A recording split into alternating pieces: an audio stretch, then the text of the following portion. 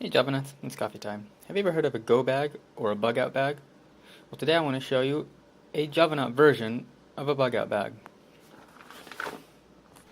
The whole point of a bug out bag is so you have everything you need in an emergency situation. You have coffee to share and multiple ways of making coffee, including good clean water. You only really need a coffee bug out bag when you're going on vacation and your hotel's coffee is more of an amenity than a necessity. For ease of use, I'd always recommend the AeroPress. It's very simple to make. I have a video, I'll link that below. And a pour over, especially if you have a larger crowd. Don't forget your filters when necessary. And some special coffee just for you.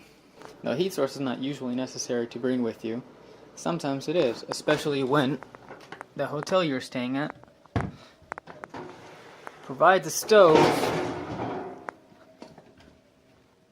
but nothing to boil with. So that's nice.